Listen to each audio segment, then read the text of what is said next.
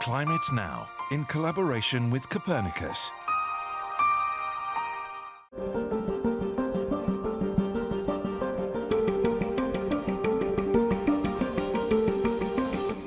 Hello and welcome to Climate Now, our unique monthly update on what's really happening to our planet. Coming up in the programme, we're here in Portugal, where the reservoirs are nearly empty and the soil is dry. So how do you live with drought? We have to accept this as a way of being, a way of life, and adapt to this reality we are living in as best we can. Right now, the latest data for February from the Copernicus Climate Change Service. And last month, Europe as a whole was 2.4 degrees warmer than the 1991 to 2020 average. And if we have a look at this map of temperature anomalies worldwide, you can see that figure confirmed, with Europe and much of Russia shaded in red, indicating warmer than average temperatures.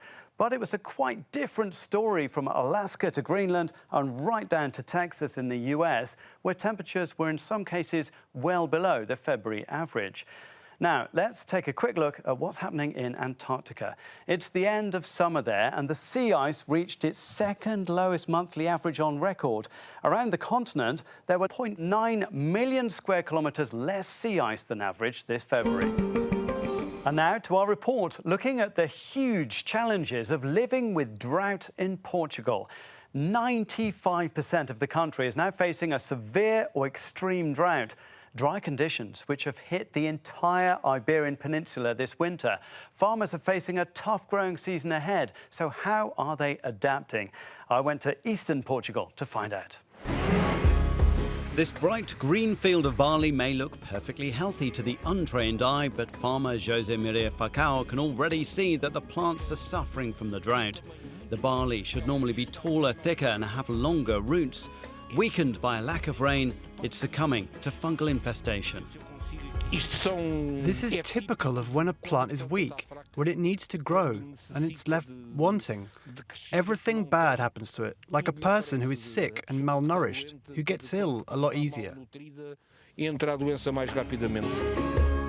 No need to be an experienced farmer to see the problem here. José Maria recorded around 10 millimetres of rain in January and February, compared to 200 millimetres in the same period last year.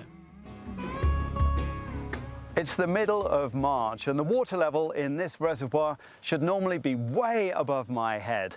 So is this climate change, or is it just natural variability? At the Portuguese Weather Service, climatologist Van der Pires says global warming is playing its part. The last 2 decades have been the driest since records began. Droughts are now more frequent and unusually wet years are rarer. What's more, the trend will continue. At the end of this century, projections point to decreases in precipitation across the country. These differences could be precipitation losses of 15 to 20% in the north and 30 to 40% in the southern region, which is quite significant. Back on the farm, José Maria shows us the computer-controlled irrigation system, soil moisture probes and growth sensors he uses to keep these almond trees alive and productive.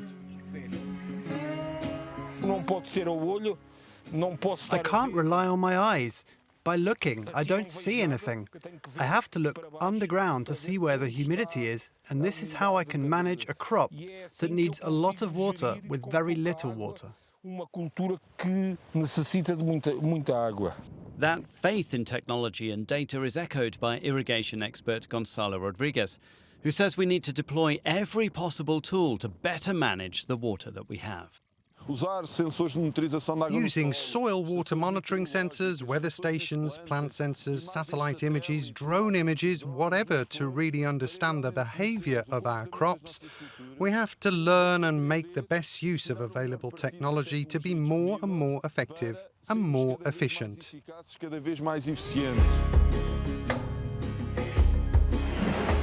Well, that's all we have time for. You can see all the data presented in this programme and read more about climate change on euronews.com/climatenow.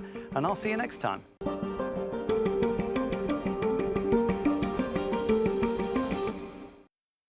Climate Now, in collaboration with Copernicus.